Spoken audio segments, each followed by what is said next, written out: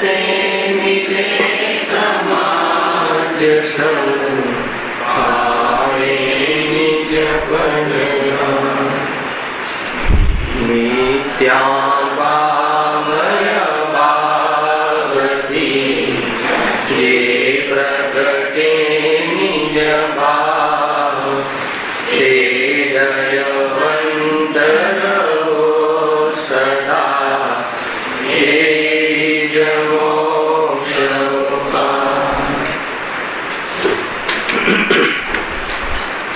श्री मोक्ष मार्ग प्रकाशक ग्रंथ से बीजा अधिकार पर આપણે સ્વાધ્યાય ચાલી રહ્યો છે પેજ નંબર 41 ત્યાં સુધી આપણે વિષયનો સ્વાધ્યાય કર્યો છે દર્શન મોહની કર્મના ઉદયમાં જીવની શું સ્થિતિ થાય છે કેવી વૃત્તિને પ્રાપ્ત રહે છે અને કેવી પ્રવૃત્તિ કરે છે એની ચર્ચા આપણે અહીંયા કરી છે દર્શન મોહના ઉદયમાં જીવને અતત્વ શ્રદ્ધાન રૂપ પ્રવૃત્તિ કરી છે એટલે કે જેમાં જેનો ભાવ છે એ ભાવને માનતો નથી અને જેમાં જે ભાવ નથી એ ભાવને એનો માને છે જ્ઞાનાદિ ભાવ સ્વભાવ આત્માનો ભાવ છે સ્વભાવ છે એને પોતાને ધ્યાન સ્વભાવે માનતું નથી રાગાદિ એ આત્માનો વિભાવ છે વર્ણાદિ એ પૂદગલનો ભાવ છે એ બધા ભાવને પોતાના ભાવ માને છે એને અતત્વ સિદ્ધાંત કહે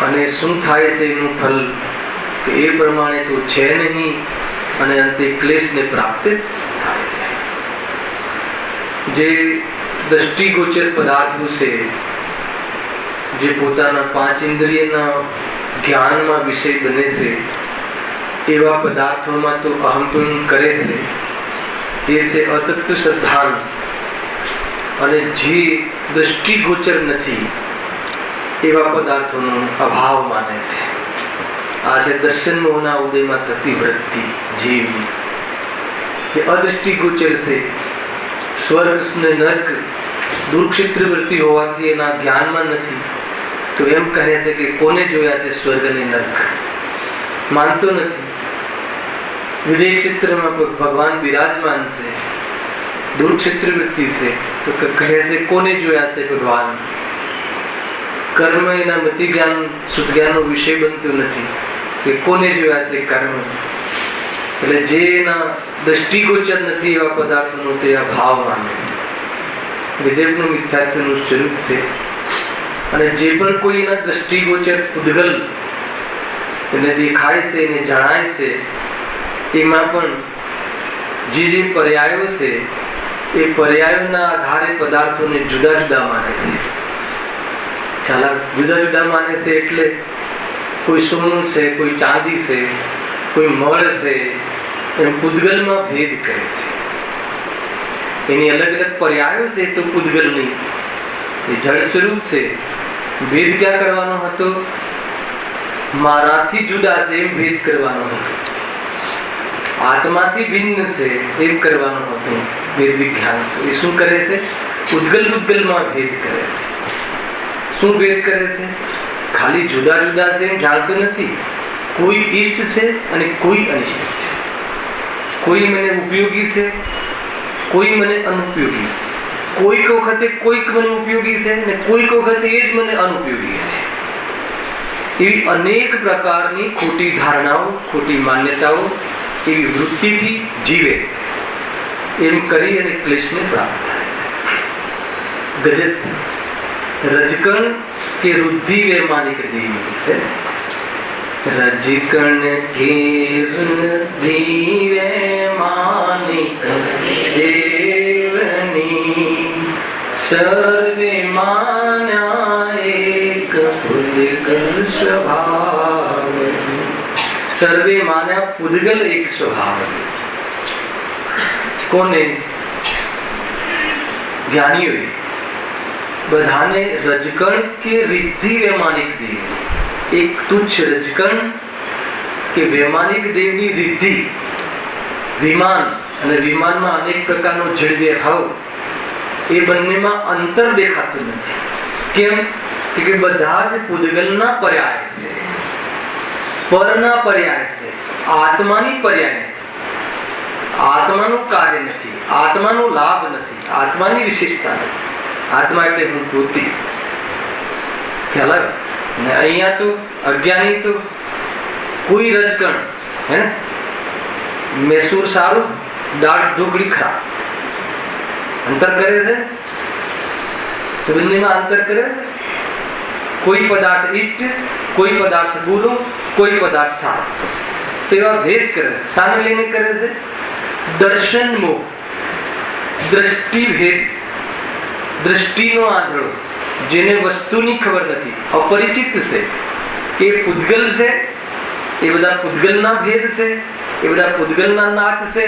અને જેમાં જણાય છે એ આત્માનો નાચ છે. બંને સ્વભાવથી જુદા છે.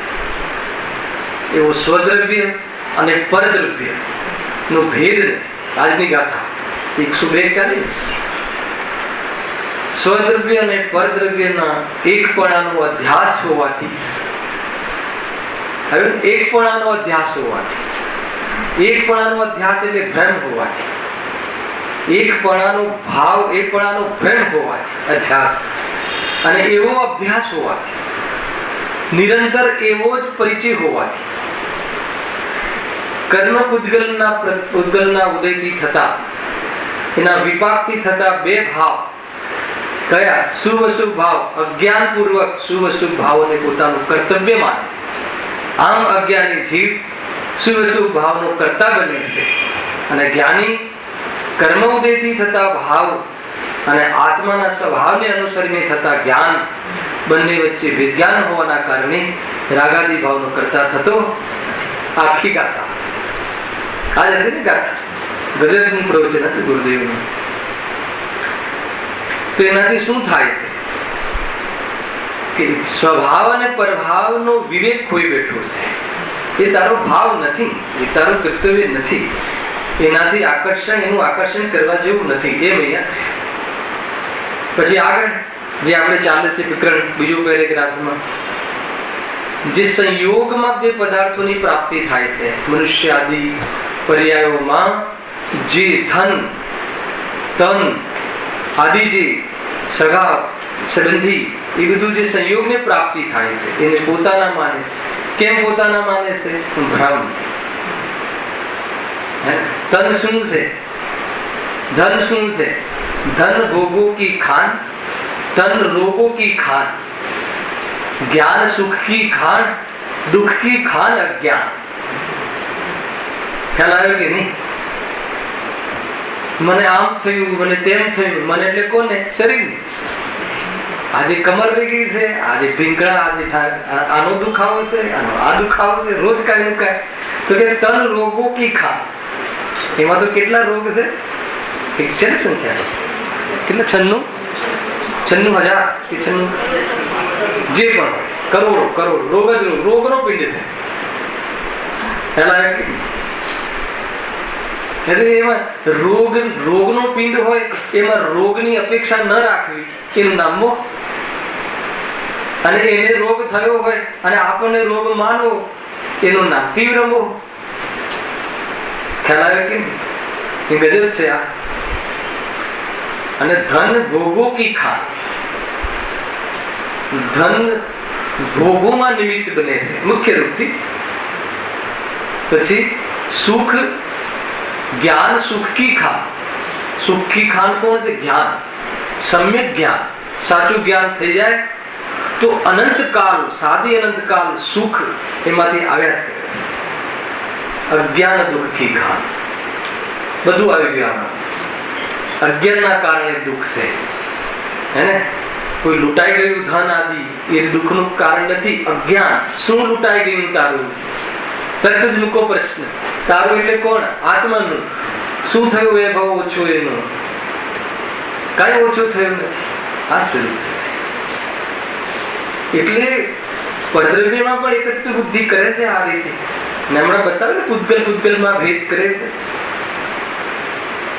જ્યાં અહિંસા પરમ ધર્મ પાલનનું જે ચારિત્ર ધર્મ, વ્યવહાર ચારિત્ર ધર્મની વાત આવે ત્યાં તો ભક્ષ નો ભેદ કરી દે, પરંતુ સુપીરિયર સમ્યક ચારિત્ર, વિતરાગ ચારિત્ર પ્રાપ્ત કરવું હોય તો એ પણ ભેદ ત્યાં અનિવાર્ય નથી. ખાલી ભેદ કયો એ જુદું ને હું જુદું. ભોજનથી આત્માનું સુખ નથી, ભોજન અને આત્મા વચ્ચે અત્યંત ભાવ, એટલો ભેદ કરી દે. દૃષ્ટિ ભેદ, અને દ્રષ્ટિનો ભેદ થઈ જાય. દ્રષ્ટિ ભેદ એટલે વસ્તુ જેવી છે માનવી, અને એના બલના આધાર ઉપર પરિણામ જો આત્મસન્મુખ થઈ જાય, એને આત્મસન્મુખ એટલે શું? ધોપ્યું, એનો ક્રમ છે. ચતુર્થ ગુણસ્થાનમાં ક્યારેક 6 મહિનામાં એકાદ વાર, પંચમ ગુણસ્થાનમાં 15 દિવસમાં એકાદ વાર કમસે કમ, મુનિ અવસ્થામાં હર અંતર મુહૂર્તમાં આત્મસન્મુખતા, અને અર્યંત અવસ્થામાં, સિદ્ધ અવસ્થામાં સંપૂર્ણ આત્મસન્મુખતા. કોણ? પરિણામ. કયા બલના આધાર પર? દ્રષ્ટિના બલના આધાર પર. એટલે સમ્યક દર્શનનો ઉપદેશ આપે ગુરુદેવ. સમ્યક દર્શનનો પરિચય ગુરુદેવે કરાય. હે ને? સાચું દર્શન, સાચી સમજણ, એના વગર કરેલી જડની ક્રિયાઓ અયથાર્થ છે. કેમ? કેમ કે એમાં જ કંઈક માનીને બેઠ્યું છે. ક્યાંથી આ વાત નીકળી? હતી શાસ્ત્રોમાં, પણ ખુલ નાખીને વાત એમ છે ભાઈ. એ રીતે જો હે તો કહે ભાઈ તમે પૂતગલમાં ભેદ કરવાનો ના પાડી છે ને, તો શું અભક્ષ ને શું અભક્ષ, શું ભક્ષ, તો એ નતું શીખવાડ્યું. તો કોઈ એ લાઈનમાં ચાલ્યો જાય કે ભાઈ તમે કીધું ને પૂતગલમાં, એટલે પૂતગલમાં એટલે પૂતગલ અને આત્માનો ભેદ કરજે. પૂતગલ અને આત્મા વચ્ચે અત્યંત ભાવ, એ પહેલો સિક્કો મારજે. અને પછી કદાચ તને લક્ષ્ય થાય પરદ્રવ્યનું, ભોજન આદિના પરિણામના સંસ્કાર વશ, તો જ્યાં અહિંસા પલાય એવી જાતના પરિણામ કરજે, એવી જાતિના પદાર્થો વચ્ચે ભેદ કરજે ચરણાની વ્યવહારમાં. અને મૂળ ચરણાની તો આત્મસ્થિરતા છે. એક પરમાણુ આત્માને અડતું નથી, ભૂખ આત્માને લાગતી નથી. જઠર અગ્નિ જઠરમાં પેદા થાય છે, અને જઠર એ શરીરનું અંગ છે, એ પૂતગલનો ધર્મ છે. એ તો આત્મા એને પોતાનું શરીર માને છે, અને પછી પોતે ભૂખ્યો થયો એમ માને છે. વાત ત્યાં આવે છે. બધું દર્શન મોહ એટલે વસ્તુ સંબંધી ફંડામેન્ટલની ભૂલ. ખ્યાલ? મૂળ ભૂલ છે આ. વસ્તુને જોવાની એની દ્રષ્ટિની ભૂલ. વસ્તુ જેવી છે એવી માનતો નથી, એ ભૂલ. એ રીતે કઈ વસ્તુ? બધી જ વસ્તુ જેવી છે એવી નથી માનતો, એ ભૂલ ચાલે છે ને, એની ચર્ચા છે. જો વળી મનુષ્ય આદિ પર્યાયોમાં આ થઈ ગયું હતું. પોતાની પ્રત્યક્ષ ભિન્ન ધન કુટુંબ આદિનો સંબંધ થાય છે. સંબંધ થાય છે એટલે કયો સંબંધ? એક ક્ષેત્ર અવકાશ સંબંધ, સંશ્લેષ સંબંધ, અને નિકટતાનો સંબંધ, નિકટમાં રહે છે, સંયુક્ત સંબંધ. બરાબર? ધન કુટુંબ આદિનો સંબંધ થાય છે, અને તે પોતાને આધીન પરિણમતા નથી, તો પણ તેમાં હજી મમકાર કરે છે. આ લીધું તું કાલે, એ રીતે છે. झूठा तन धन, झूठा यौवन, झूठा है ये सब वासा, उद्गल का क्या विश्वासा, जैसे पानी में पतासा. बराबर से कह रही सुविश्वास. तन जूठो, धन जूठो, अरे एनो संबंध जूठो. केम जूठो? कि एनो संबंध क्षणिक है, परमार्थिक संबंध નથી. પરમાર્થી સંબંધ તો જે તન્મય છે એની સાથે જ્ઞાન દર્શન ચારિત્ર આદિ એનાથીનો તન્મયપણાનો અને નિત્યતાનો આત્મ સંબંધ છે કે જે કાયમી ટકે છે. આ બધું झूठ છે. जैसे बिजली का चमकारा, जैसे मेघ धनुष आकाशा, उद्गल का क्या विश्वासा, जैसे पानी में पतासा. झूठे है ठाठ, झूठे महेल निवासा. बहुत सरस છે કવિની રચના, જૂના કવિઓની રચના છે. લાગે છે કે નહીં? જૂઠ લાગે છે કે આ સંબંધો જૂઠા છે કે નહીં? એ જૂઠા સંબંધોના આધાર પર, એની નીવ પર આપણે જે મહેલ ખડો કરીએ છીએ, એની નીવ પર આપણું જીવન ઊભું કરીએ છીએ, એ જીવનની શું આયુષ્ય છે, જૂઠા સંબંધના આધાર ઉપર આપણે બધી કલ્પનાઓ કરીએ છીએ આપણા જીવનની, તો એ કલ્પના બનીને રહી જાય અને જીવને દુઃખ પહોંચે, ક્લેશને પ્રાપ્ત થાય. ક્લેશ છોડવો છે જલ્દીથી જલ્દી. વાસ્તવમાં દિવ્ય ચક્ષુથી આ વસ્તુ જોવા જેવી છે. દિવ્ય ચક્ષુ ક્યાં છે? હે ને? કયા ઓપ્ટિકલ દુકાનમાં મળે છે? કે દિવ્ય ચક્ષુ એટલે જ્ઞાન ચક્ષુ.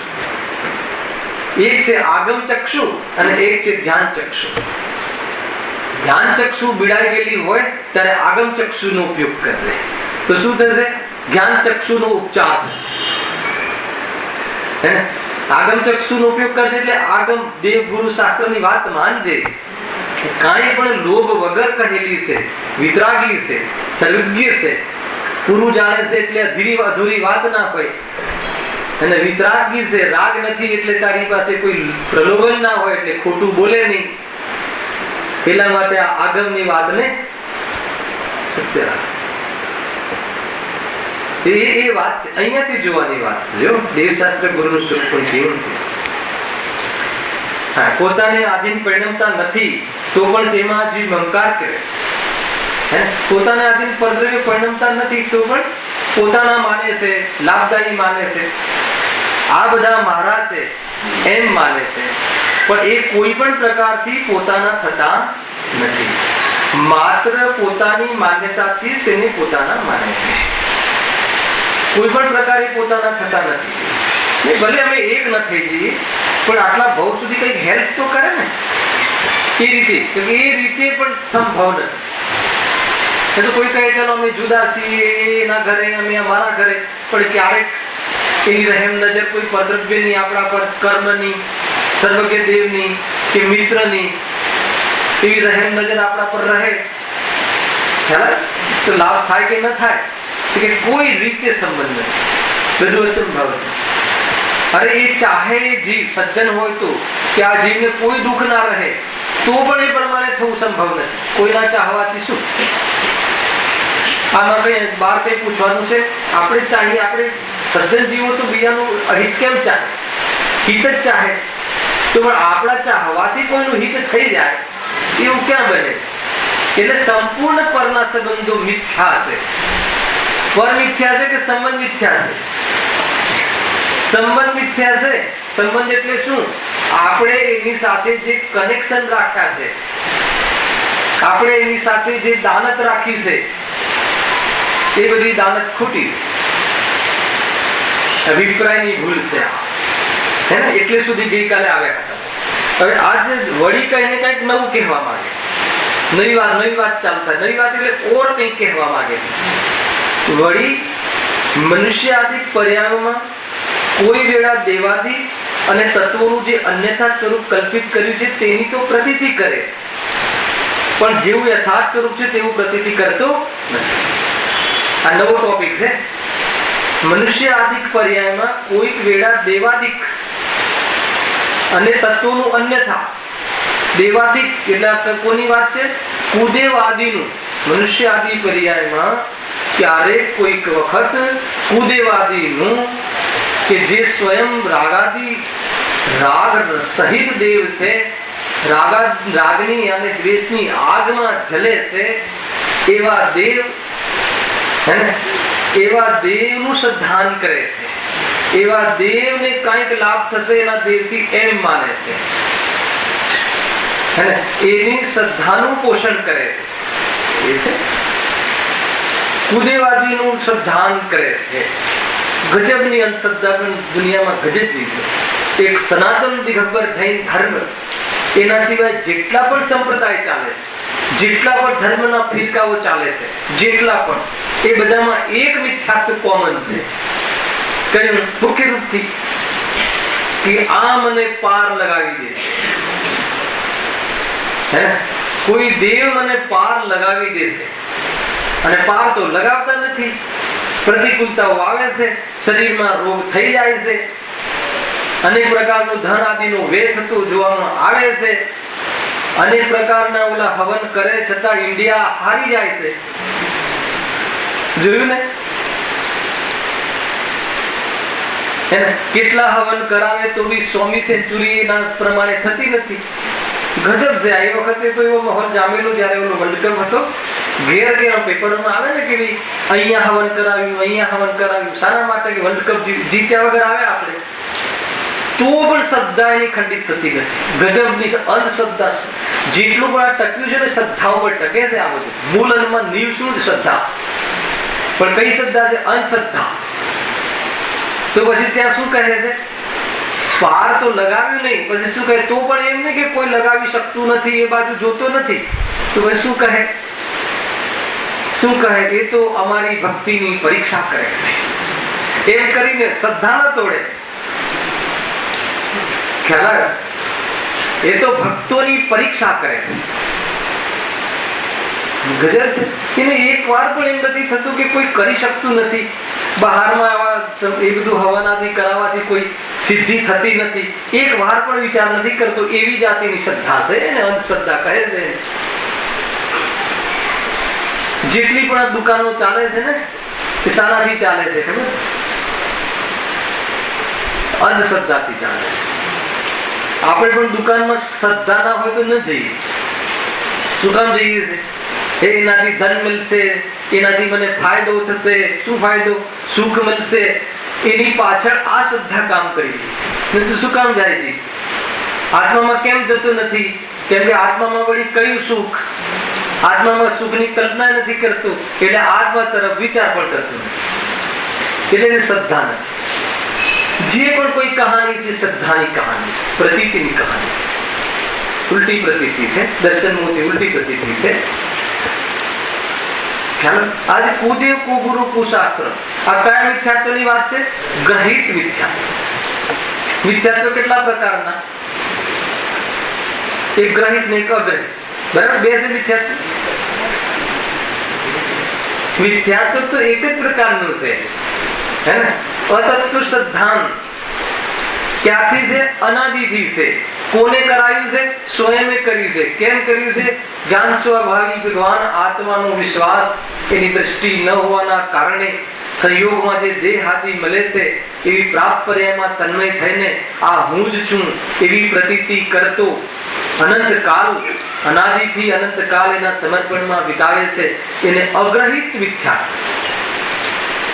મિથ્યાત્વ એક જ પ્રકારનું હોય છે, પણ જેને જે અનાદિથી મિથ્યાત્વ છે, નવું કોઈ ગ્રહણ કર્યું નથી, એને અગ્રહિત મિથ્યાત્વ કહે છે. પછી ગ્રહિત એટલે નવું. ગ્રહિત એટલે અગ્રહિતની પુષ્ટિ કરે છે. ખ્યાલ? ગ્રહિત મિથ્યાત્વ નવું ગ્રહણ, નવું કાંઈ નથી. આ તો અનાદિથી દેહને આપણો માનીએ છીએ, પણ વર્તમાનમાં કુદેવ કુગુરુ કુશાસ્ત્ર અન્ય પ્રવૃત્તિ રૂપ અને પરિસ્થિતિઓને વશ થઈને આપણે વર્તમાનમાં પણ એને પરદ્રવ્ય મારું કંઈક કરે અને પરદ્રવ્યથી જ લાભ મળે છે એવી માન્યતા તો અનાદિથી હતી, પણ એવી માન્યતાને વર્તમાનમાં દ્રઢ કરીએ કુદેવ કુગુરુના માધ્યમથી, એને ગ્રહિત મિથ્યાત્વ કહે. ખ્યાલ આવે કે નહીં? તો એ નવું ગ્રહણ એટલે પૃષ્ઠ કરે છે. જે માનતો તો હતો અને વળી પાછા જે રાગી જે દેવતાઓ છે એને મનમાં આવે છે એ બરાબર છે, ધનથી સુખ મળે છે અને તું આમ કર, આ ભોગ આપી દે, એને આ રીતે કર તો કે તને ઓર લાભ થશે, ઓર એની પ્રાપ્તિ થશે. તો એને વિશેષ ગ્રહણ કરે. એનું નામ ગ્રહિત મિથ્યાત્વ. મિથ્યાત્વ કોઈ બે પ્રકારના નથી, સમજજો. ગ્રહિત મિથ્યાત્વ એટલે વિશેષ પુષ્ટિ કરે. કોના માધ્યમથી? કુદેવ કુગુરુ કુશાસ્ત્ર અને એવા રાગી દ્વેષી જે દેવતાઓ છે, જે દેવ છે, દેવગતિના દેવ છે, હે ને? અને આ સર્વગી ભગવાન એ વિતરાગી દેવ છે. એ તો મનુષ્ય ગતિનો જીવ છે. સર્વગી ભગવાન કઈ ગતિના જીવ છે? મનુષ્ય ગતિ. અને દેવ ગતિના જે દેવો છે, જે આ પદ્માવતી હતી, એ કઈ ગતિના જીવો છે? દેવગતિના જીવ છે. એક છે વિતરાગી દેવ, એક છે દેવગતિના દેવ. એ તો આપણી જેમ એ પણ એક દેવગતિના જીવો છે. ત્યાં એ પણ મિથ્યાત્વ આદિ લઈને ત્યાં રહે છે. ત્યાં પણ કોઈ સમ્યક દ્રષ્ટિ હોઈ શકે છે. ગયા ને ગુરુદેવ દેવગતિમાં છે, સમ્યક દ્રષ્ટિ છે. કુંકુલાચાર્ય દેવગતિમાં છે, પરંતુ ત્યાં પણ અનેક મિથ્યા દ્રષ્ટિ દેવો છે. અને આપણે જે દેવની વાત ચાલે છે એ સર્વગી દેવ છે, વિતરાગી દેવ છે. એ મનુષ્ય ગતિ માંથી એ મનુષ્ય ગતિના જીવ છે. અર્યંત અવસ્થા એ મનુષ્ય ગતિના અંતર્ગત થઈ, અને મનુષ્ય ગતિનો અભાવ થઈ જાય એટલે પંચમ ગતિ અર્થાત તો 4 ગતિથી રહિત સિદ્ધ ગતિને પ્રાપ્ત થઈ જાય. પછી કોઈ ગતિ ના રહી, 4 માંથી એક ગતિ ના રહી. પણ સિદ્ધ ગતિનો જે પ્રાપ્તિ થાય છે એના પૂર્વમાં કઈ ગતિ હોય છે જેનો અભાવ થાય છે? કે મનુષ્ય ગતિ. એટલે મનુષ્ય ગતિનું મહત્વ છે થોડું ઘણું, કે એ ગતિમાં જીવ અર્યંત દશાને પ્રાપ્ત થવાનો પુરુષાર્થ કરી શકે. દેવ ગતિમાં તો પંચમ ગુણ સ્થાનને પ્રાપ્ત કર, વિતરાગતાનો વધારો નથી કરી શકતો. 2 ચોકડી કસાયના ભાવ આવશે, હવે 4 ચોકડીઓ શું છે બધું આવશે ચારિત્ર મોહનીયમાં. અહીંયા તો દર્શન મોહની વાત ચાલે છે. મિથ્યાત્વ, મિથ્યાત્વ કોને કહે છે? તો કે ગ્રહિત મિથ્યાત્વ કોને કહે છે? કે જે નવગ્રહણ એટલે પુષ્ટિ કરે છે એમ લેવું એને અહીંયા કહેજો. વળી મનુષ્ય આદિ પર્યાયમાં કોઈ વેડા દેવાદી અને તત્વોનું જે અન્યથા સ્વરૂપ હે પેલું છે, તુમ ન માન્યા અન્ય પીછાન્યા દેવ વિવિધ પ્રકાર. પ્રભુપતિ તપાવનમાં છે અન્ય આન માન્યા દેવ વિવિધ પ્રકાર. બુદ્ધિ સેતી નિજ ન જાણ્યો ભ્રમ ગણ્યો હિતકાર. પેલું ગ્રહિત મિથ્યાત્વની લીટી છે. અન્ય દેવોને અન્ય પ્રકાર, વિતરાગી દેવોને પણ રાગી માને છે, એવા પણ જીવો હોય. ખ્યાલ? પેલા તો રાગી દેવનું શ્રદ્ધાન કરે છે, અને કદાચિત કુલવશ એ કુળમાં જન્મ્યો અને વિતરાગી દેવની સામે આવી ગયો તો અન્ય માને. એની અકળ કેવી છે? એ દેવોને પણ અન્ય માને એટલે એમને રાગી માને. કોને માને રાગી? વિતરાગી દેવને. પણ કોણ, કયા જીવે માન્યા? કે જે વિતરાગી દેવો પાસે રાગની પૂર્તિ કરવાના સાધનોની માગણી કરે છે એ જીવે વિતરાગી દેવને અન્ય માન્યા. ખ્યાલ? વિતરાગી ગુરુ પાસે રાગની પૂર્તિ કરવાના સાધનો ધન આદિ એની માગણી કરે, એની વાંચા રાખે છે. એમ છે. જો ગ્રહિત મિથ્યાત્વ અને અગ્રહિત મિથ્યાત્વમાં થોડાક મેં ડિફરન્સિએસ વિતરાગ વિજ્ઞાન પાઠમાળાના આધારે એને કોટ કર્યા છે, એની થોડીક ચર્ચા કરી એટલે ક્લેરિટી આવી. શું છે ગ્રહિત મિથ્યાત્વ અને અગ્રહિત મિથ્યાત્વ? મિથ્યાત્વ એક જ પ્રકારનું છે. અગ્રહિત જે સર્વનામ લગાવ્યું અને ગ્રહિત જે સર્વનામ લગાવ્યું એનાથી કોઈ વિશેષ વાત કરવી. અગ્રહિત એટલે અનાદિ, અને ગ્રહિત એટલે અનાદિની પુષ્ટિ કરે છે, એનું નામ ગ્રહિત.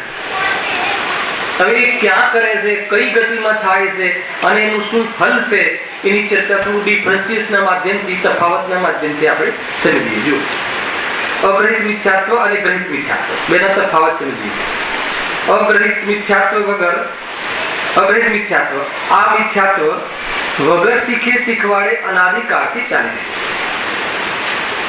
ખ્યાલ? બાળકનો જન્મ થાય અને અંગૂઠું ચૂસે છે, કોને શીખવાનું? ખ્યાલ? એને એ વખતે ખાવું કરે છે, હજુ તો એનામાં એવી સમજણની ક્લેરિટી પણ નથી, તો પણ કોને શીખવાડ્યું? કે અનાદિના સંસ્કાર લે. અનેક પ્રકારના અનાદિના સંસ્કાર છે.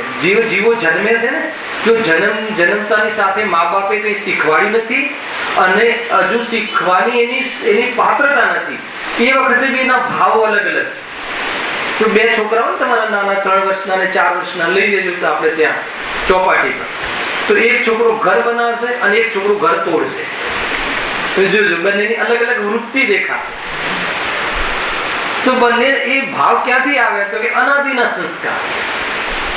એકને ઘર ગમે છે અને એકને બીજાનું ઘર તોડવાનું ગમે છે, અને એ વૃત્તિ છેક સુધી ડેવલપ રહે છે. જો એને કોઈ તત્વ જ્ઞાન ન મળે, સાચા ગુરુ મળીને સાચી સમજણ ન મળે, અને કદાચ ગુરુ મળે પણ સમજવા તૈયાર ન થાય, તો બધી એ વૃત્તિ ભલે સંસ્થામાં આવી જાય તો પણ તોડવા ફોડવાની વૃત્તિ સાથે આવે. જોઈ લેજો તમે, અમુક જીવ સંસ્થામાં હોય જુદું પણ એની વૃત્તિ હોય ને તોડફોડ નહીં, તો એ ના છૂટે, એ અહીંયા આવીને તોડફોડ કરવાની વૃત્તિ ચાલુ રાખે. કેમ કે એનો સંસ્કાર છે અને તત્વ જ્ઞાનનો પ્રેમી નથી, એટલે એની કસાયો અને મિથ્યાત્વ ઢીલું પડતું નથી. હે ને? બહારની દુકાન બદલાઈ જાય છે પણ માલ તો એનો એ જ છે.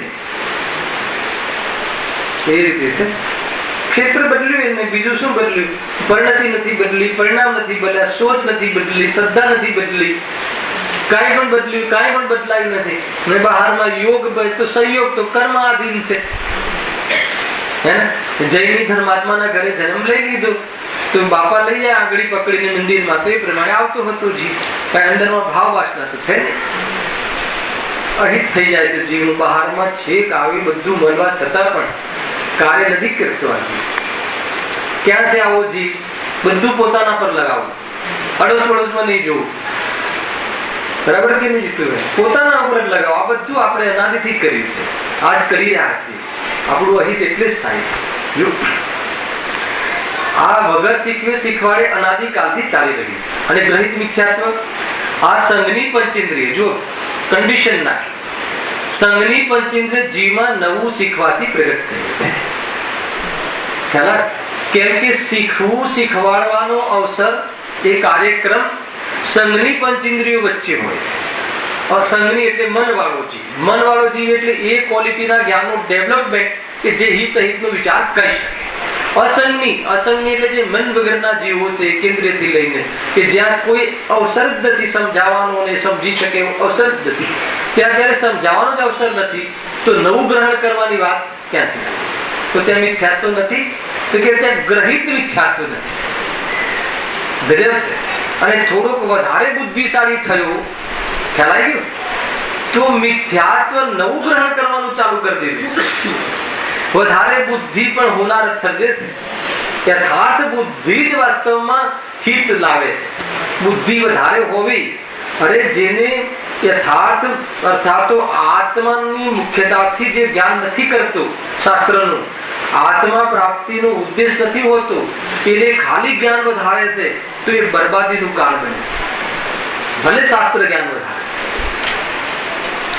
બહુ આગ્રહ રાખે છે, સમાજ ઉપર થોપે છે, તમારે માનવું જ પડશે. અરે કોઈ કોઈનું કરતો નથી એ તું ભણાવે છે ને, કોઈ કોઈને સમજાવી શકતું નથી એ ભણાવે છે ને. રાગવશ કહેવાનો ભાવ આવે વાત જુદી છે, પણ આગ્રહપૂર્વક કહેવાનો ભાવ આવે તો કે દોષ છે. ઘણી બધી વાતો છે, કોઈ સામાન્ય વાત નથી. નાની નાની ભૂલો પણ આપણને ખ્યાલમાં નથી આવતી.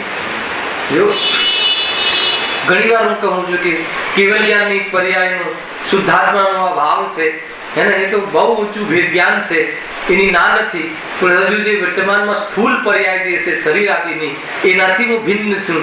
એ વાતનું તને જરા પણ રોમાંચ નથી અને જરા પણ તને એનો અંદરમાં હર્ષ નથી થતો. તો કેવલ જ્ઞાનની પર્યાયથી હું ભિન્ન છું. માત્ર જ્ઞાન વધાર્યું છે અને પુષ્ટિ તો તું પર્યાયની જ કરે છે, રાગની પુષ્ટિ કરે. જ્ઞાન તો છે, જ્ઞાનમાં તો બહુ બુદ્ધિ હોય તો બધું બરાબર બાલની ખાલ કાઢીને બતાવે. ભૂલ પ્રતીતિ તારી ખોટી ચાલે. પછી અગ્રહિત મિથ્યાત્વ નો પોઈન્ટ આ ચારેય ગતિના જીવોમાં જોવા મળે છે. બરાબર, ચારેય ગતિમાં અગ્રહિત મિથ્યાત્વ બધા સંસારની અવસ્થા છે, અનાદિનું મિથ્યાત્વ છે, ભ્રમ છે. અગ્રહિત મિથ્યાત્વ આનો પ્રારંભ અજ્ઞાનતા વશ મુખ્ય રૂપથી મનુષ્ય ગતિમાંથી થાય છે. સૌથી બુદ્ધિશાળી પ્રાણી મનુષ્ય કહેવાય. અને જ્યાં બુદ્ધિ બહુ હોય ને ત્યાં બુદ્ધિનો દુરુપયોગ કરવાનો પણ ચાન્સ છે, એમ કહેવું છે. હવે કરે શું, દુરુપયોગ કરે છે કે સદુપયોગ કરે છે એ એના પર ડિપેન્ડ છે, કર્મ પર ડિપેન્ડ નથી. ઘણી વખત માતા પિતા કહે છે કે આ ભણતર જયારે વધ્યું ને ત્યારથી વધારે તકલીફ થવા લાગી. દીકરી વધારે ભણી એ તો હવે અન્યથા નિર્ણય લઈ લે છે. ખ્યાલ અને દેશ તો શું કહે છે અત્યારે, આપણા મતલબ વર્તમાન જે બધા સંચાલકો છે શું કહે છે કે જો વધારે ભણે તો કલ્યાણ કરે. ખરેખર યથાર્થ ભણે તો કલ્યાણ થાય, વધારે ભણે એ વાત નથી. યથાર્થ જ્ઞાન વાસ્તવમાં કાર્યકારી છે, વધારે જ્ઞાન કાર્યકારી છે એમ નથી. આત્માની દ્રષ્ટિ ના હોય ને જ્ઞાન વધી જાય તો બહુ મોટી હોનારત થાય. એટલા માટે ચારિત્રની પૂર્ણતા થાય પછી જ જ્ઞાન પૂર્ણ થાય. સંપૂર્ણ મોહરાગદ્વેષ જતો રહે પછી પૂર્ણ જ્ઞાનનો વિકાસ થાય. મોહરાગદ્વેષ હોય અને જો જ્ઞાનનો વિકાસ થાય તો હાલત ખરાબ થઈ જાય. મોહરાગદ્વેષ એજ ઇટ ઇઝ હોય અને કેવલ જ્ઞાન થઈ જાય તો શું દશા થાય? થાય નહીં કોઈને, પણ શું દશા થાય? બધું દેખાય, આને મારું આમ કરી દઉં, આને મારું આમ કરી દઉં, અને મોહરાગ દ્વેષ હોય તો શું કરે? વિરક્ત થાય.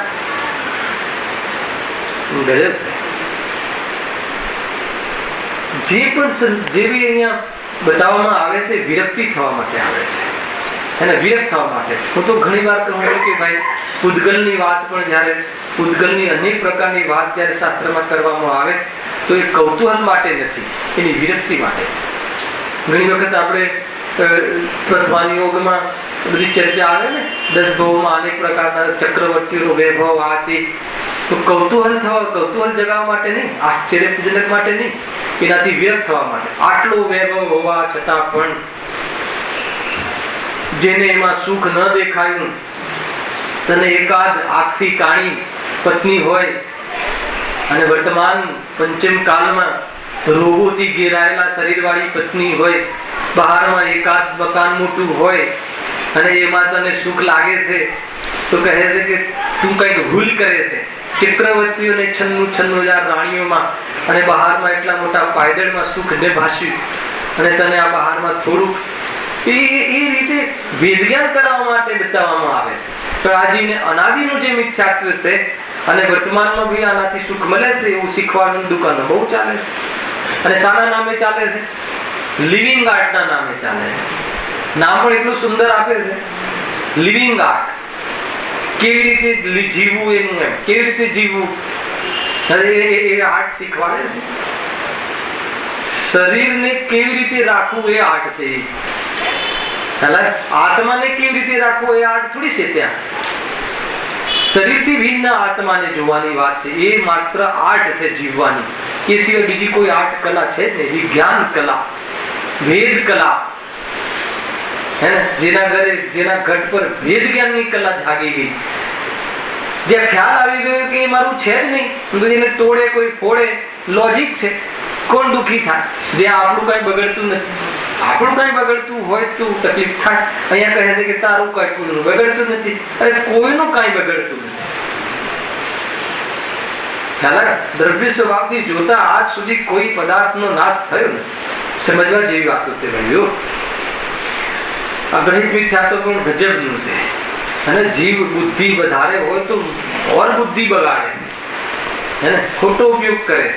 જો આનો પ્રારંભ એટલે ગ્રહિત મિથ્યાત્વનો પ્રારંભ અજ્ઞાનતા વશ મુખ્ય રૂપથી મનુષ્ય ગતિમાંથી જ થાય છે. એટલે મનુષ્ય ગતિમાં ગ્રહિત મિથ્યાત્વના અવસરો છે. અહીંના સંસ્કાર વશ ક્યારેક તિર્યંચ અને દેવ ગતિમાં પણ જોવા મળે. અહીંથી સંસ્કાર લઈને ગયો હોય તો ક્યારેક તિર્યંચ ગતિ, દેવ ગતિમાં, ક્યારેક પણ મુખ્ય રૂપથી મનુષ્ય ગતિમાં. કુદેવ ગુરુ કુશાસ્ત્રનું સેવન, એ સંબંધી એમનું માન, એની પૂજાનો ભાવ, રાગી દ્વેષી દેવોની પૂજાનો ભાવ આવવું. કેમ પૂજાનો ભાવ આવે છે? એનાથી લાભ માને. શું લાભ માને? કરી શકે ખરા? કેટલા બાબાઓ થઈ ગયા અને કેટલા બધા દેશમાં કેટલા બધા અંધશ્રદ્ધાથી કેવી જાતિની બુદ્ધિ ચાલે છે. પ્રત્યક્ષમાં ખ્યાલ આવે. ઘણા લોકો મને એમ કહે કે એજ્યુકેટેડ લોકો ફસાય, તો હું કહું કે એજ્યુકેટેડ કઈ રીતે કહેવાય? કોઈ વિશેષજ્ઞ હોય કોઈ વિષયનો, શરીરનો વિશેષજ્ઞ ડોક્ટર, મકાનનો વિશેષજ્ઞ એન્જિનિયર, સિવિલ, તો એ પદાર્થનો વિશેષજ્ઞ છે, વેદ જ્ઞાનનો વિશેષજ્ઞ થોડી છે. એજ્યુકેટેડ તો કોને કહેવાય? જે સ્વપર ને ભિન્ન જાણે એજ્યુકેટેડ કહેવાય. એ વાસ્તવમાં જ્ઞાની કહેવાય. આપણી જોવાની દ્રષ્ટિ, કોઈ પૂતગલ વિશે વિશેષ જાણકારી ધરાવતો હોય અને પૂતગલ વિશે થોડી ધરાવે છે, એ તો પૂતગલ વિશે એ તો આપણને અહીંયાથી ખબર પડી કે પૂતગલની જાણકારી છે. એ તો એ સમજે છે કે આ જાણકારી એ તો વાસ્તવમાં મને લાભદાયી છે, એમ માને છે. કોણ રહ્યું? બધા જતા રહ્યા, રાજાઓ જતા રહ્યા, બધાના રાજપાટ જતા રહ્યા. અરે એ કેવલ જ્ઞાન સહિત ભગવાન મહાવીરનો દેહ જતો રહ્યો. એ તો આપણો આ દેહ કાયમી રહેશે. એવી જે બુદ્ધિ, દેહ જતો રહેશે પણ બુદ્ધિ ન જતી આની ખોટી. એ બુદ્ધિ લઈને બીજે જાય છે એટલે ત્યાં પણ પ્રાપ્ત પર્યાયમાં તન્મય, જેવું મળ્યું એવું આ મારું. લાલ કલરનો કીડો હોય કે પીળા કલરનો કીડો હોય, હે ને? અલગ અલગ કલરના કીડા અત્યારે લોકોને બહુ ગમે. શું છે પ્રકૃતિની રચના અલગ અલગ. અને આત્માની પ્રકૃતિ કેમ ગમતી નથી? આત્માનો સ્વભાવ કેમ ગમતો નથી? વિદેશ છે આ જીવ ક્યાં ક્યાં અટકે, ક્યાં આકર્ષિત થઈ જાય છે, બહારમાં ક્યાં પ્રલોભનમાં એ વ્યસ્ત થઈ જાય છે, વર્તમાન ઉપયોગ પર વાત કરે છે. વિદેશ છે. વિચાર કરવા જેવું છે. કર વિચાર તો પામ. ખ્યાલ હમણાં જ મેં કહ્યું દીકરા ગાડીમાં હતા, મેં કીધું આપણે ગઈકાલે વિષય લીધો કે દર્શન મુનિ કર્મના ઉદયમાં શું શું થાય છે. પછી ઘરે જઈને દફતર ચડાવી દીધું, પછી સીધું આજના પ્રવચનમાં કોરો ને કોરો. ઘરે વિચાર તો એક વાર કરતો નથી કે શું કહ્યું હતું, ખરેખર હું આને મારું માનું છું, તો આ મારું માનું છું તો એ મારું થાય છે કે નહીં, એક વાર પણ વિચાર કરતો નથી. વિચારની દિશા નથી. આ વિચારે તો છે પણ દિશાહીન વિચાર છે, જ્યાં આપણું પ્રયોજન નથી. મને બતાવતો હતો કે આ મારા મિત્રની પ્રોપર્ટી છે, કીધું આપણે એને પૈસા ધીરવાના છે તો બધીની પ્રોપર્ટી શું કામ બતાવે છે? ખ્યાલ લૌકિક પણ ત્યાં કોઈ પ્રયોજન નથી. અમે તને ચૈતન્ય વૈભવ બતાવીએ છીએ, તું મને જળ વૈભવ બતાવે. ગજબનું સ્વરૂપ છે. દરેક જીવની દશા આવી છે, આપણી બધાની દશા આવી છે. તો કોઈની મુખ્યતાથી કથન કરવામાં આવે, બાકી આપણી બધાની દશા આવી છે.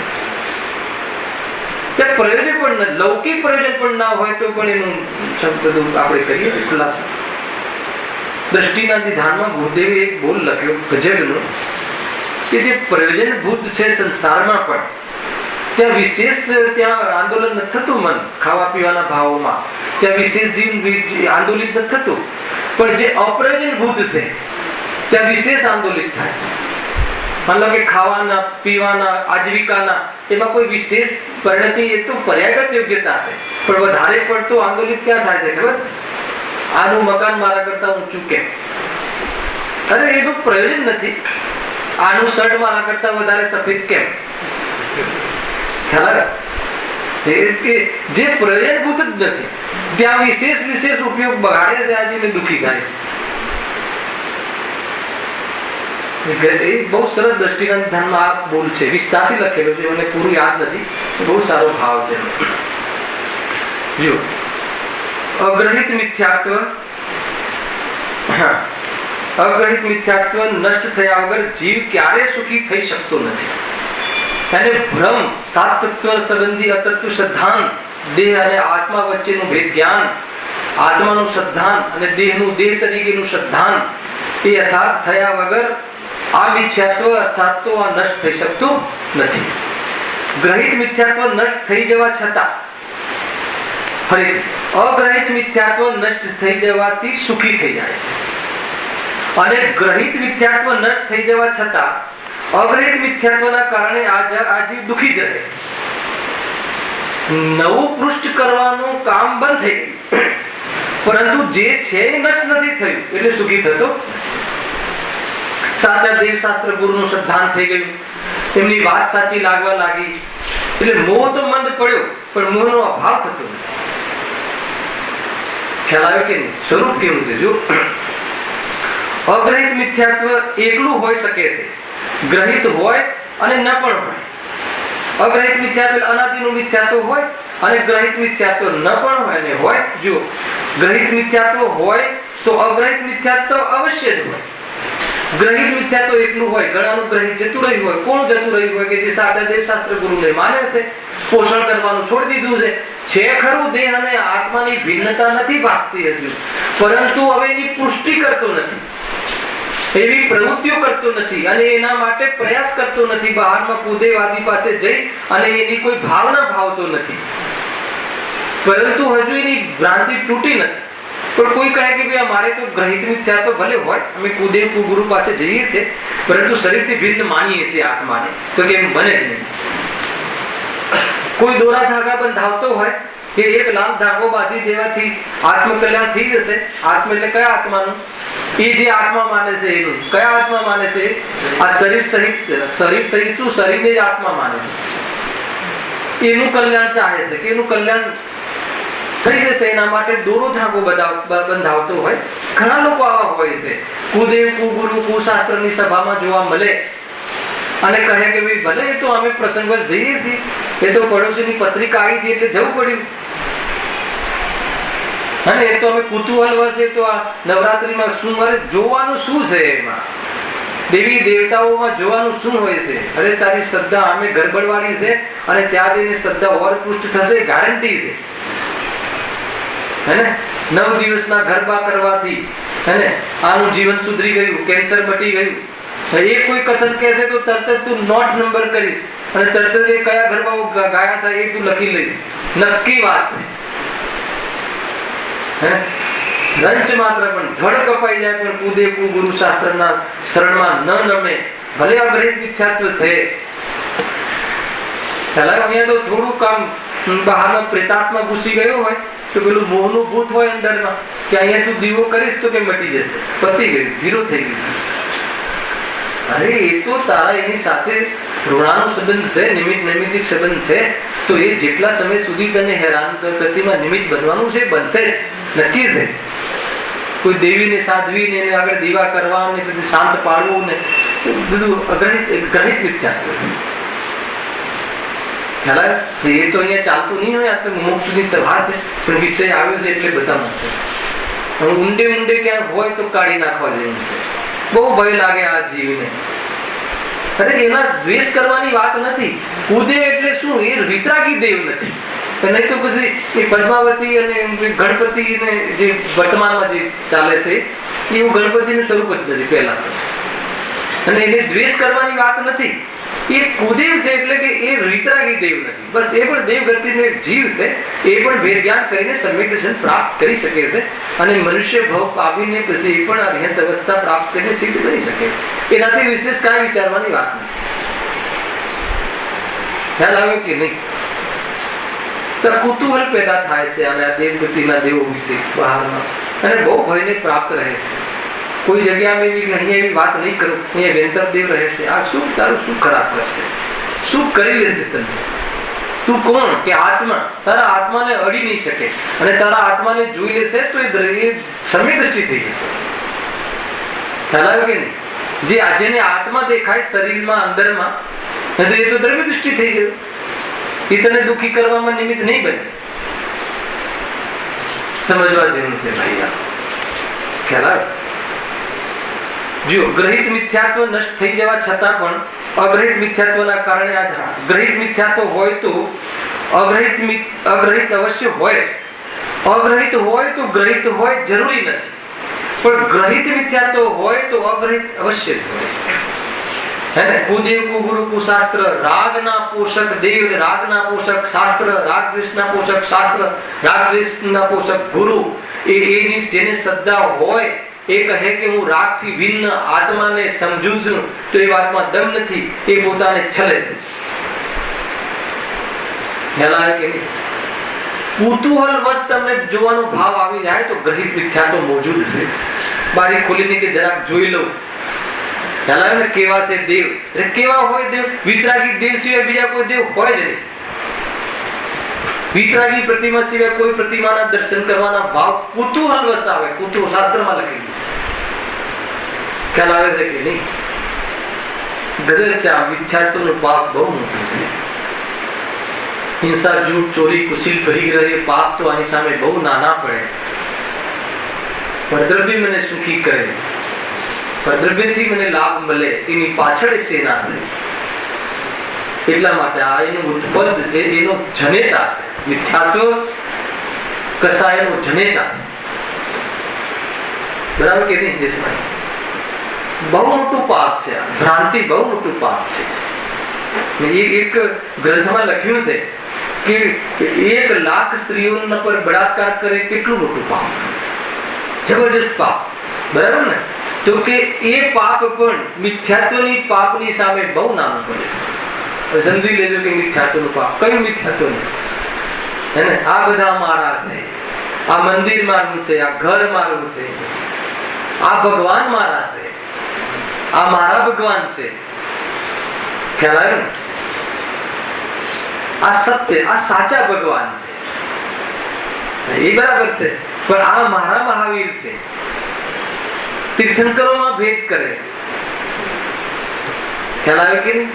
જયારે પ્રતિમા બેસાડવાની હોય ને પ્રતિષ્ઠા વખતે, તે વખતે આ બધા ભાવ તમારે તપાસ કરવા. અહીંયા મહાવીર ભગવાનની પ્રતિમા બેસાડી, કોઈ કે નહીં આદિનાથ ભગવાનની બેસાડી. પછી પૂછો કેમ આદિનાથની, ને ઓલા ભાઈને પૂછો કેમ મહાવીરની, જરા લખીને લાવજો, બધી ખબર પડી. ખ્યાલ આવે કે કોઈ એક તો બેસાડવી પડશે ને, તો કોની બેસાડવી, કયા આધાર પર નિર્ણય કરવું, બહુ બધું સમસ્યાઓ છે. કોઈને પાર્શનાથ ભગવાન ગમે કેમ કે સંકટ નિવારણ કરે, કોઈને ભગવાન મહાવીર ગમે, મતલબ વિતરાગતામાં ભેદ કરે છે. આ બધું અગ્રહિત મિથ્યાત્વ અને આગ્રહિત મિથ્યાત્વ. નવું ગ્રહણ કરે છે કે આ ભગવાનથી મને લાભ થાય, વિતરાગી ભગવાનથી મને સંસારનો લાભ થાય. અરે વિતરાગી ભગવાન તારા સમ્યક દર્શનમાં નિમિત્ત બને કે સંસાર ધર્મમાં નિમિત્ત બને. ક્યાં ક્યાં લગાવે છે, ક્યાં યુટિલિટી કરે છે. હજી આ કોઈ પરના કારણથી નથી. કયું? અગ્રહિત મિથ્યાત્વ. પરંતુ સ્વયં વિપરીત શ્રદ્ધા જ્ઞાન ચારિત્રના કારણે રહે છે, તેથી તેના નષ્ટ થઈ જવાથી બાહ્ય સંયોગો યા બાહ્ય વ્યવહારમાં સ્થૂળ રૂપથી કોઈ વિશેષ અંતર દેખાતું નથી. તમે સમજો, આ બહુ મોટી સમસ્યા છે. અગ્રહિત મિથ્યાત્વ કોઈનું જતું રહે તો બહારની કોઈ પ્રવૃત્તિમાં અને બહારના સંયોગમાં કોઈ વિશેષ ફેરફાર દેખાતો નથી. ખ્યાલ? પરંતુ ગ્રહિત મિથ્યાત્વ જતું રહે તો લખ્યું જો આ કુદેવ કુગુરુ કુશાસ્ત્ર આદિનું નિમિત્તથી પડાય છે, તેથી આ ગ્રહિત મિથ્યાત્વ નષ્ટ થઈ જતા કુદેવાદીની ભક્તિ પૂજા આદિરૂપ બાહ્ય આચરણ તથા સંયોગ નષ્ટ થાય છે. આ ગ્રહિત મિથ્યાત્વના ત્યાગની ખબર બાહ્ય વ્યવહારથી પણ થઈ શકે છે. ખ્યાલ? જો છે તો આ મિથ્યાત્વનો દોષ, શ્રદ્ધાનો દોષ, આચરણનો દોષ નથી. સૌથી પહેલા તો ગ્રહિત મિથ્યાત્વ પણ શાનો દોષ છે? શ્રદ્ધાનો દોષ છે. ખોટા ગુરુની શ્રદ્ધા. ખોટા ગુરુની શ્રદ્ધા એટલે જે સંસાર માર્ગ બતાવે છે એવા ગુરુની શ્રદ્ધા, એવા ગુરુની પૂજ્યતાનો ભાવ, એ ગ્રહિત મિથ્યાત્વ. પણ જ્યાં એને ખબર પડે કે કસાયનો આ ભાવ જ વાસ્તવમાં સુખ છે અને એ વાત બતાવવા વાળા સાચા દેવ શાસ્ત્ર ગુરુ વિતરાગી હોય છે, તો જ્યારે તો પછી કુદેવ કુગુરુ કુશાસ્ત્રની ભક્તિ એની પૂજા આદિ એના આચરણમાં દેખાતું નથી. ગજબ છે. કુદેવ જે ગ્રહિત મિથ્યાત્વ માથે ચડીને પોકારે છે, આચરણમાં દેખાય છે. અગ્રહિત મિથ્યાત્વનું કોઈ આચરણ નથી હોતું. ખ્યાલ આવ્યો કે? અગ્રહિત મિથ્યાત્વ જે અનાદિનું મિથ્યાત્વ છે, દેહ અને આત્મા જુદા છે, રાગ અને આત્મા જુદા છે, એવું તમને અત્યારે હાલ સિદ્ધાંત થઈ ગયું, શુદ્ધોપયોગ થઈ ગયો, તો તાત્કાલિક કોઈ રાગ તમારો તૂટી જાય, જતો રહે કે દુકાન જવાનું બંધ થઈ જાય, એવું કઈ બાહ્યમાં કોઈ ફેરફાર નથી દેખાતો. અરે શું કહે? અગ્રહિત મિથ્યાત્વ બહારની કોઈ પ્રવૃત્તિમાં ગયું હોય, બહારની પ્રવૃત્તિમાં જણાતું નથી. કેમ કે જેની અગ્રહિત મિથ્યાત્વ અનાદિનું મિથ્યાત્વ હોય એવા મહાવ્રતી દ્રવ્યલિંગી મુનિરાજ અને મહાવ્રતી જ્ઞાન પણ કેટલું 11-9 પૂર્વ અને આચરણ કેવું, કસાયની મનતા પણ વિશેષ. બહારમાં તો આમ લાગે કે કેટલું જબરજસ્ત આચરણ છે, પરંતુ અગ્રહિત મિથ્યાત્વ ત્યાં પૂરેપૂરું છે. એની પુષ્ટિ ચાલુ છે. કસાયની મનતામાં મીઠાશ લાગે છે, તો કે એ મિથ્યા કે કસાયની મનતા પણ એ મન દુઃખ છે અને દુઃખમાં મીઠાશ લાગે છે કે એટલે હું મુનિ છું કે હજુ આવું હું પાલન કરું છું. તો એ શું થઈ ગયું?